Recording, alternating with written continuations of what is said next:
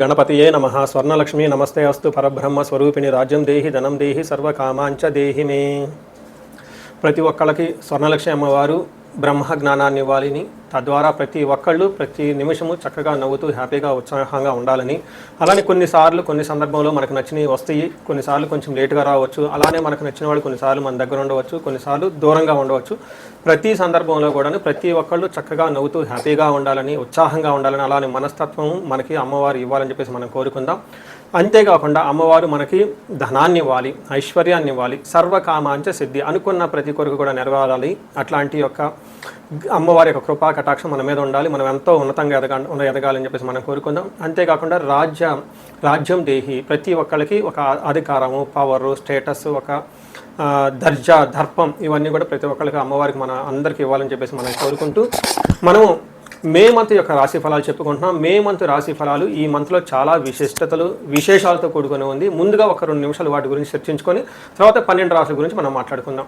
ఈ మాసం మనకు వెరీ ఇంట్రెస్టింగ్గా పౌర్ణమితో స్టార్ట్ అయ్యి ఈ మాసం అంతా అంటే మే మంత్ అంతా పౌర్ణమితో స్టార్ట్ అయ్యి పౌర్ణమితో ఎండ్ అయిపోతుంది.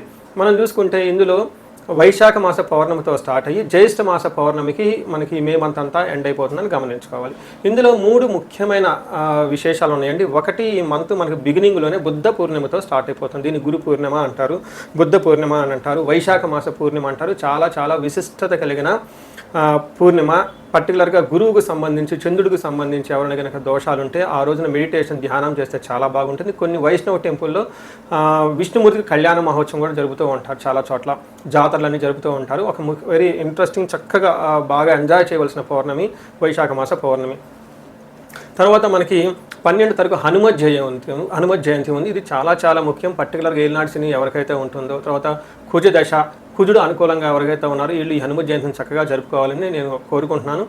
ఆస్ట్రాలజికల్గా అంటే జ్యోతిష శాస్త్రం ప్రకారం ఒక ముఖ్యమైన విషయం ఉందని అందరికీ బాగా తెలిసింది, కర్తరి అంటారు. అంటే సూర్యుడి కృతికా నక్షత్రంలో ప్రవేశించిన తర్వాత సూర్యుడి యొక్క తీవ్రత చాలా అధికంగా ఉంటుంది కాబట్టి ఈ 13 రోజులు 15 రోజులు కర్తరి అంటారు. ఈ రోజుల్లో ఎక్కువగా మంచి మంచి పనులు చేయకుండా నిషిద్ధం అని చెప్తూ ఉంటారు. అంటే ఈ మాసంలో కర్తరి వచ్చేటప్పటికి 11వ తారీఖున కర్తరి స్టార్ట్ అవుతుంది, 28వ తారీఖు కర్తరి ఎండ్ అయిపోతుంది అనమాట. ఈ ఉన్న మధ్యలో 15-16 రోజులు మనం చూసుకుంటే కర్తరి అంటారు. ఈ కర్తరిలో జనరల్గా బావులు తవ్వటాలు, తర్వాత వ్యవసాయానికి సంబంధించిన పనులు స్టార్ట్ చేయటాలు, వివాహాలకు సంబంధించి లేదా కొంచెం గృహప్రవేశాలు లాంటివి చేయకుండా ఉంటే మంచిది. అయితే ఈ కర్తరి ఆధ్యాత్మికానికి సంబంధించిన పనులు చేయడానికి చాలా చాలా యోగ్యతనిస్తూ ఉంటుంది. హోమాలు చేసుకోవచ్చు, విద్యారంభం చేసుకోవచ్చు, చాలా మంచి మంచి పనులు, ఆధ్యాత్మిక సంబంధించిన ఎలాంటి పనులైనా చక్కగా చేసుకోవచ్చు. అలానే ఇంటికి సంబంధించిన పనులు, పాత ఇంటికి సంబంధించిన పనులు అవన్నీ చక్కగా చేసుకోవచ్చు. ఆల్రెడీ అంతకుముందు వివాహానికి సంబంధించిన పనులు చేస్తుంటే ఈ టైంలో కూడా కంటిన్యూ చేసుకోవచ్చు. అయితే కొత్తగా మాత్రం కొన్ని విషయాలు మాత్రం చేయకూడదని చెప్తుంటారు. సో ఇందులో ఇంతే కాకుండా జ్యోతిష శాస్త్రం ప్రకారం 4 గ్రహాలు ఈ మాసంలో కూడా మారుతూ ఉన్నాయి. ఇది కూడా ఒక ముఖ్యమైన విషయం. మనం ఇక ముందు వీడియోలో ఈ 4 గ్రహాల యొక్క ఇంపాక్ట్ ప్రతి రాశికి ఎలా ఉందో మనం తెలుసుకుందాం. కన్యరాశి కనుక చూసుకుంటే ఈ మంత్ ఓవరాల్గా ఎలా ఉందో మనం చూద్దాం. ఇందులో ఉన్న నక్షత్రాలు చూస్తే ఇందులో ఉత్తర 2, 3, 4 పాదాలు, హస్త 1, 2, 3, 4 పాదాలు, చిత్త 1, 2 పాదాలు అంతా కన్యరాశిలో ఉంటారు. పేరు బలం బట్టి మనం చూసుకుంటే వీళ్ళకి టో, పా, పీ, పు, షం, నా, పాపే అనే లెటర్స్ కూడా ఈ కన్యరాశిలో ఉంటారని గమనించాలి. మనం ముందుగా చెప్పుకునే విధంగా 4 గ్రహాలు ఇందులో మారటంతో ఈ రాశి వాళ్ళకి ఓవరాల్గా ఎలా ఉందో మనం చూద్దాం. అందులో లఘు గోచారం, సూక్ష్మ గోచారం అన్న కాన్సెప్ట్ ప్రకారం మనం చూస్తే వీళ్ళకి ఫస్ట్ 15 రోజు కొంచెం శారీరకంగా ఇబ్బందులు వచ్చే విధంగా ఉంటుంది. అంటే బాడీలో హీట్ అవ్వటము, కొంచెం టైర్డ్నెస్గా ఉంటూ ఉంటుంది. 15 డేస్ తర్వాత మీ చుట్టూ ఉన్న వాతావరణం ద్వేషపూరితంగా ఉంటుంది. మిమ్మల్ని కొంచెం ఇబ్బంది పెట్టాలని జనాలు ఎక్కువ ఉంటూ ఉంటారు. తర్వాత కుజుడు మీకు కొంచెం ఇబ్బంది పెట్టే పొజిషన్లో ఉన్నాడు. అంటే పనిలో ఆటంకాలు కలిగిస్తూ ఉంటాడు. కొన్నిసార్లు అనుకున్న పనులు ఆగిపోయే అవకాశం ఎక్కువ ఉంటుంది. దీనితో పాటుగా మీకు విఘ్నాలు కలుగుతూ, ఆటంకాలు కలుగుతూ, గొడవలు అయ్యే అవకాశం ఉంది. అంటే ఒక రకంగా చెప్పాలంటే కన్యరాశి వాళ్ళకి కొంచెం జాగ్రత్తగా ఉండవలసిన మంత్. అంటే ఏ ప్రకారంగా చూసుకున్నా కొంచెం ఇబ్బందులు, సవాళ్ళతో కూడుకొని మిమ్మల్ని అగౌరవపరచాలి అనుకునే వాళ్ళు మీ చుట్టూ ఉండేవాళ్ళు ఎక్కువ ఉంటారు. కొంచెం గమనించుకొని ఎవరితో పడితే వాళ్ళతో మీరు కొంచెం కలవకుండా, డీలింగ్స్ పెట్టుకోకుండా, బిజినెస్లు చేయకుండా కొంచెం ఆలోచించుకొని 1-2 సార్లు వెరిఫై చేసుకొని ముందుకెళ్తే ఈ మంత్ చాలా బాగుంటుందని గమనించాలి. ఎందుకంటే మన గ్రహం ప్రకారం చూసుకుంటే వీళ్ళకి సూర్యుడు 9వ స్థానంలో ఉండటంతో, 9వ స్థానంలో ఎప్పుడైతే సూర్యుడు ఉన్నారో మనకేం చెప్తారంటే సంస్కృతంలో నిందాపరాధ కలహం నిర్దోషచ్చ ధనక్షయ పుణ్యలాభార్థ నాశనాచ విరోధ విచార నవమే రవి భవేత్ అంటారు. అంటే 9వ స్థానంలో సూర్యుడు ఉంటే ఏమవుతుంది, నిందాపరాధం. పాపం మీరు చాలా అమాయకంగా ఉంటారు, కానీ మీకు ఎలాంటి తప్పు లేకపోయినా కానీ మిమ్మల్ని నిర్దోషులుగా ట్రై చేయాలని, మిమ్మల్ని బ్లేమ్ చేయాలని, మీ మీద బ్లేమింగ్స్ పెట్టాలని చెప్పి ట్రై చేస్తూ ఉంటారు. అంతేకాకుండా వృధాగా గొడవలు పెట్టుకుంటూ ఉంటారు. కలహం నిర్దోషచ్చ, మీలో ఎలాంటి లాభం లేకపోయినా కానీ మిమ్మల్ని కావాలని గొడవ పెట్టుకుంటూ ఉంటారు. ధనం కూడా కోల్పోతూ ఉంటారు. పుణ్య లాభార్థ నాశనాచ్చ, అంటే మంచి ఉద్దేశంతో మీరు రియల్గా వేరే వాళ్ళకి హెల్ప్ చేయాలని ముందుకెళ్తే మిమ్మల్ని అపార్థం చేసుకునే వాళ్ళు ఎక్కువ ఉంటారు. మీరు ఇచ్చిన పనికి రిజల్ట్ రాకపోక మిమ్మల్ని ఇంకా అపార్థం చేసుకునే వాళ్ళు ఎక్కువ ఉంటారు. దీన్ని ఎన్కాష్మెంట్ చేసుకునే వాళ్ళు ఎక్కువ ఉంటారని గమనించుకోవాలి. బట్ ఓవరాల్గా సూర్యుడు మంచి చేసి వెళ్ళిపోతాడని కూడా గమనించుకోవాలి. అదేవిధంగా కుజుడు వీళ్ళకి 8th హౌస్లో ఉండటం మిక్స్డ్ రిజల్ట్ వస్తుంది అని చెప్పుకోవాలి. మిక్స్డ్ రిజల్ట్ అంటే గ్రహం 8వ స్థానంలో ఉండటం బట్టి ఏమవుతుంది అంటే ప్రవాస కార్యహాని సాత్ కసారోగ పీడనం స్థాననాశనురచ్ఛేద అస్తమస్థిత్ భవేత్ రవి అంటారు. అస్తమస్థిత్ భవేత్ ధారాసుతే అంటారు. ధారాసుతుడు అంటే కుజుడు వీళ్ళకి 8వ ఇంట్లో ఉండటం ఏమవుతుంది, ప్రవాస కార్యహాని సాత్ అంటే ఉన్న ప్రదేశం నుంచి దూర ప్రయాణాలు చేసే అవకాశం ఎక్కువగా ఉంటుంది. దగ్గు విపరీతంగా వచ్చే అవకాశం ఎక్కువగా ఉంటుంది. రుణచ్ఛేద, రుణాల యొక్క బాధలు ఎక్కువగా ఉంటాయి. మీరు ఇంతకుముందు డబ్బులు ఎవరైనా ఇవ్వాల్సి ఉంటే ఈ టైంలో వాళ్ళకి మీకు క్రెడిట్ కార్డు బిల్లులు కానివ్వండి, పెండింగ్ ఉన్న బిల్లుల రూపాయన మీకు వచ్చి ఇబ్బందులు పెట్టే అవకాశం ఎక్కువ ఉంటుందని గమనించుకుంటూ ఉండాలి. దానితో పాటు స్థాననాశ, మీకు ఉన్న పదవి కానీ లేదంటే జాబులో కానీ విపరీతమైన ఇబ్బందులు వచ్చేసి మీకు డౌన్ గ్రేడ్ అయ్యే అవకాశం ఉంటుంది. మీ పెర్ఫార్మెన్స్ని గమనించాలి. సో అయితే కుజుడు మళ్ళీ మిక్స్డ్ రిజల్ట్స్ ఇస్తూ ఉన్నారు. వీళ్ళు ధనాన్ని సక్సెస్ని తీసుకొని వస్తూ కూడా ఉన్నారు. అంటే ప్రతి గ్రహం మీకు కొన్ని సవాళ్లతో పాటుగా కొంచెం ఫేవరైట్గా చేసే అవకాశం కూడా ఉంది. ఫైనల్గా చాలా ఇంపార్టెంట్, శుక్రుడు 10వ స్థానంలో ఉండటంతో ఇప్పటిదాకా మీకు అనుకూలంగా ఉన్న స్త్రీలు ఎవరైతే ఉంటారో మీకు ఎదురు తిరిగే అవకాశం ఉంటుంది. ఇదే విధంగా స్త్రీలకైతే మీకు ఇప్పటిదాకా అనుకూలంగా ఉన్న ఆఫీస్లో కానీ ఇంట్లో కానీ ఎవరైనా జెంట్స్ ఉంటే వాళ్ళకి మీకు ఎదురు తిరిగి మీకు నెక్ టు నెక్ ఢీ అనేటట్టు మాట్లాడే ఉండే అవకాశం ఎక్కువ ఉంటుంది. కాబట్టి మనకేం చెప్తారంటే వికులం చైవ నిస్సత్వం మర్ధానాశనం రిపో భయ స్త్రీ సౌఖ్య హాని మాప్నోతి దశమస్తే భగవద్ భృగునందనే అని చెప్తారు. అంటే భృగునందుడు అంటే శుక్రుడు వీళ్ళకి 10వ స్థానంతో ఉండటంతో వ్యకులం అంటే మనసులో ఎప్పుడు ఏదో ఒక బాధగా ఉండే అవకాశం ఉంటుంది.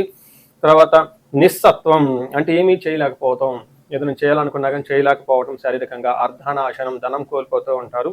స్త్రీ సౌఖ్యం హాని అంటే ఇప్పటిదాకా మీకు స్త్రీలు సపోర్ట్గా ఎవరైనా ఉంటే వాళ్ళ నుంచి మీకు అపోజిషన్ వస్తుంది. ఇన్ ద సేమ్ వర్స్ స్త్రీలు అయితే జెంట్స్ నుంచి అపోజిషన్, మేము కావాలని చెప్పేసి ఆటంకాలు పెట్టేవాళ్ళు ఎక్కువగా ఉంటారు. మిత్రుల ద్వారా లాభము, ఉద్యోగ లాభం కూడా చూపిస్తూ ఉన్నాయి. ఒక రకంగా చెప్పాలంటే మిక్స్డ్ రిజల్ట్ అని మనం చెప్పుకోవచ్చు. అయితే శుక్రుడు 4వ స్థానంలో చూడటంతో శుక్రుడు ఇక్కడ మంచి కూడా చేస్తున్నాడు. ఏ విధంగా వెహికల్ కొనుక్కోవచ్చు, ఫ్రిడ్జ్ కొనుక్కోవచ్చు, లాంటి ఏసీలు కొనుక్కోవచ్చు, లేదంటే మీకు లగ్జరీ కంఫర్టబుల్గా ఉండే ఐటమ్స్ మీకు కొనుక్కోవచ్చు, చక్కగా ఫుడ్ తినవచ్చు, ఇల్లు కొనుక్కునే అవకాశము, ఇంటిని డెకరేట్ చేసుకునే అవకాశం ఇదంతా ఉంటుంది. ఒక రకంగా ఇక్కడ మీకు ప్రతి గ్రహము అనుకూలంగా ప్రతికూలంగా ఉంది కాబట్టి ఓవరాల్గా కొంచెం జాగ్రత్తగా ప్లాన్ చేసుకుంటే బాగుంటుంది. మనం ప్రతిసారి చెప్పుకునే విధంగా నక్షత్రం ప్రకారం కూడా ఒక్కొక్క నక్షత్రానికి ఏముంటుందో మనం తెలుసుకోవచ్చు. దాన్ని అంగగోచారం అంటారు. ఈ అంగగోచారం ప్రకారం ప్రతి నక్షత్రము ఒక్కొక్క రాశి మీద ఉండటంతో ఒక్కొక్క రాశిలో ఉన్న నక్షత్రము ఒక్కొక్క గ్రహం ఒక్కొక్క నక్షత్రం మీద ఉండటంతో ఎలాంటి రిజల్ట్ ఉంటుందో కూడా మనం తెలుసుకోవచ్చు. ఇందులో భాగంగా ఉత్తర ఫాల్గుని నక్షత్రం వాళ్ళకి చూస్తే వస్త్ర లాభము, రాజ్యము, లాభము చూపిస్తుంటుంది. అంటే వీటితో పాటుగా పరవాసము అంటే కొన్ని రోజులు అవుట్ స్టేషన్లో ఉండే అవకాశం, లేదంటే ఫారిన్లో ఉండే అవకాశం ఉంటుంది. తర్వాత వీళ్ళకి ఛాలెంజెస్ దరిద్రము, దేహపీడనం, కొంచెం హెల్త్ కాంప్లికేషన్స్ ఉంటుంది, ధనానికి ఇబ్బంది పడుతూ కూడా ఉంటారు. హస్త నక్షత్రం వాళ్ళు చూస్తే మనకి రాజ్య లాభము అంటే వీళ్ళకి ప్రమోషన్స్ వచ్చే అవకాశం ఎక్కువగా ఉంటుంది, లాభప్రదంగా ఉంటుంది. అయితే వీళ్ళకి ధనము, దరిద్రహీనతం రెండు చూపించంటే ఒక పక్క ధనం హీనత అంటే ధనం లేకపోవటము, టయానికి కావాల్సిన ధనం కూడా అందకుండా ఉండే అవకాశం ఉంటుంది. చిత్తా నక్షత్రం వాళ్ళు గమనించుకుంటే వీళ్ళకి రాజ్యలాభము, వస్త్రలాభము చూపిస్తుంది.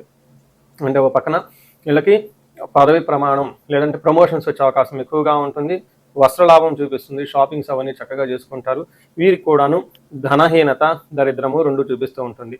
ఇంతేకాకుండా హస్త చిత్తా నక్షత్రాలకు సూర్యుని యొక్క ప్రభావం ఉండటంతో శారీరకంగా గాయాలయ్యే అవకాశం ఉంటుంది. ఉత్తర ఫాల్గుని నక్షత్రం వాళ్ళకి పశునాశనం అంటే అగ్రికల్చరల్ రిలేటెడ్ మనకి వ్యవసాయదారులు ఎవరైనా ఉంటే వాళ్ళకి సపోర్ట్ ఇవ్వాల్సిన ఎద్దులు కానివ్వండి, లేకుంటే ఇలా పశునాశనం అని చెప్తూ ఉంటారు. అయితే సిటీలో ఉన్న వాళ్ళు ఎన్ఆర్ఐలకు ఇల్లు ఉండదు కాబట్టి వీళ్ళకి బాగా రిసోర్స్ఫుల్గా ఉండి సపోర్టివ్గా ఉండే వనరులు అండ్ రిసోర్సెస్ అందుబాటులో లేకుండా ఇబ్బంది పడే అవకాశం ఉందని గమనించాలి. సో చూశారు కదండి ఈ రాశి వాళ్ళకి ఎలా ఉందో. అంటే ముఖ్యంగా ఒక విషయం మీరు బాగా గమనించుకోవాలి, రెండు గ్రహాలు అనుకూలంగా లేకపోవడంతో ఫస్ట్ సూర్యుడు, రెండోది కుజుడు కూడా అనుకూలంగా లేకపోవడంతో సూర్య నమస్కారాలు చేయటం, తర్వాత సుబ్రహ్మణ్యేశ్వర స్వామిని ఆరాధించటము, వీటితో పాటు లక్ష్మీనారాయణని చక్కగా పూజిస్తూ ఉంటే మీకు ధనము ఐశ్వర్యం వచ్చే అవకాశం ఉంటుంది. ఈ రాశి వారికి ముఖ్యంగా ఎవరైతే ఏజ్ 35 నుంచి 45 మధ్యలో ఉన్నారో వాళ్ళకి ఒక రీసెర్చ్ గ్రూప్ లాగా స్టడీ చేస్తున్నాను నేను. ఎవరికైనా గనక ఆర్థికంగా ఇబ్బందులు పడిపోతూ ఉంటే స్వర్ణలక్ష్మి విశేష హోమం అని ఉంటుంది, దాన్ని చక్కగా జరిపించుకోండి. తద్వారా మీకు బహుముఖ ఆదాయము వనరుల ద్వారా వచ్చే అవకాశం ఉంటుంది, మల్టీ సోర్సెస్ ఆఫ్ ఇన్కమ్ వస్తుంది. అంతేకాకుండా భార్యాభర్తల మధ్య చాలా చక్కగా అన్యోన్యంగా ఉండాలి, అభివృద్ధి జరగాలనుకున్నప్పుడు అన్యోన్య దాంపత్య పాశుపత అభిషేకము లేదా విశ్వావసు గంధర్వరాజ అభిషేకం అని ఉంటుంది, దాన్ని చక్కగా జరిపించండి. అంతేకాకుండా చాలాసార్లు మేము చండీ హోమాలు ఎక్కువ జరిపిస్తూ ఉన్నాము. లాస్ట్ మంత్ చూసుకుంటే చాలా చండీ హోమాలు చేస్తాము. ప్రతి ఒక్కళ్ళు కూడా శత్రు బాధలు ఉన్నా, లేదంటే కోర్టు వ్యవహారాలు సరైన అటిడ్ కాకుండా మధ్యలో ఆగిపోతున్నా, మీరు ఆఫీసుల్లో ఒక మంచి మేనేజర్ లెవెల్ పొజిషన్లో ఉండి సీనియర్ పొజిషన్లో ఉన్న మీ మీద ప్రమోషన్ రాకుండా అడ్డుపడుతున్నా, వేరే వాళ్ళు మీకు కావాలని ఇబ్బంది పెడుతున్నా కానీ ఇలాంటి వాళ్ళు చండీ హోమం చేయించుకున్నా, అలానే రాహు దశ ఎవరికైతే నడుస్తుందో వాళ్ళంతా రాహు అంతర్దశలో వాళ్ళు ఉన్నారో చండీ హోమం చేయించుకుంటే చాలా బాగుంటుంది. అంతేకాకుండా ఇది పిల్లలకి అకాడమిక్ టైం కాబట్టి మనకి విద్య బాగా రావడానికి మనకి 3 రకాల దేవతలను ఉపాసన చేస్తూ ఉంటారు జనరల్గా. హయగ్రీవ స్వామి, మేధా దక్షిణామూర్తి, నీలా సరస్వతి. మీ యొక్క ఇండివిజువల్ యొక్క జాతకం చూపించుకొని ఒక్కసారి ఆ యొక్క మీ యొక్క జాతకానికి అనుగుణంగా ఏ దేవతలకు సంబంధించిన ఉపాసన చేస్తే బాగుంటుంది, ఆరాధిస్తే బాగుంటుందో తెలుసుకొని తద్వారా ఆ యొక్క దేవతలకు పర్టికులర్ మేధా దక్షిణామూర్తికి మూలమంత్ర జపము, హోమము, దానాలు ఇవన్నీ చేసుకుంటూ ఉంటే అకాడమిక్స్లో పెర్ఫార్మెన్స్ వచ్చే అవకాశం ఎక్కువ ఉంటుంది. ఇవి కాకుండా మీకు ఎలాంటి సమస్య ఉన్న, కాలసర్ప దోషం ఉన్న, పర్టికులర్గా వివాహానికి ఇది మ్యారేజెస్ టైం కాబట్టి మీకు 28 సంవత్సరాలు 27 వచ్చి ఇంకా వివాహం కాకపోవట్లేదంటే ఖచ్చితంగా ఏదో ఒక దోషం ఉంటుంది. అవన్నీ చూపించుకుంటూ ఉంటే చూపించుకొని పరిహారాలు చేయించుకుంటే తీవ్రతను బట్టి చక్కగా పెళ్ళే అవకాశం ఎక్కువ ఉంటుంది. ఇవి కాకుండా మీ లైఫ్ అప్పటిదాకా 35 ఇయర్స్ వరకు చాలా బాగుంది, మాకు 35-45 మధ్యలో ఉండి అనుకోని విధంగా మేము మధ్యలో కెరీర్లో ఆగిపోయాము, స్టాగ్నేషన్ పీరియడ్ వచ్చింది, కన్ఫ్యూజన్ వచ్చింది, ఎటెల్లలో అర్థం కావట్లేదు అనుకున్న వాళ్ళు ఒక్కసారి జాతక చక్రం చూపించుకొని ఎందుకు ఇది వచ్చింది, దానికి ఏమైనా శాపాలు ఉన్నాయా లేదంటే ఏమైనా గ్రహ దోషాలు ఉన్నాయో తెలుసుకొని ఆ శాపాలు ఆ గ్రహ దోషాలు తీసేసుకుంటే లైఫ్ 10 ఖచ్చితంగా ముందుకెళ్తూ ఉంది. ఇంకా ఒకటి, ఎవరికైతే ఏలినాడు శని, అర్ధాశ్రమ శని, తర్వాత అష్టమ శని నడుస్తూ ఉందో వాళ్ళందరూ కూడాను చక్కగా సంపూర్ణ శాంతి పూజలు చేయించుకోవాలని చెప్పేసి, మీకు ఎలాంటి సమస్య ఉన్నా కానీ దానికి చక్కటి పరిష్కారం ఉంది. ఎలాంటి కన్ఫ్యూజన్ ఉన్నా దానికి పరిష్కారం మీ జాతకంలోనే ఉంది. చక్కగా పరిష్కారాలు చేసుకొని మీరు జీవితంలో 10 అంతలు ముందుకు ఎలా ఎదగాలని, మీకు అష్టైశ్వర్యాలు కలగాలి, భోగభాగ్యం కలగాలి, చక్కగా సమాజంలో ఉన్నతంగా ఉండాలని చెప్పేసి నేను కోరుకుంటున్నాను. నమస్తే.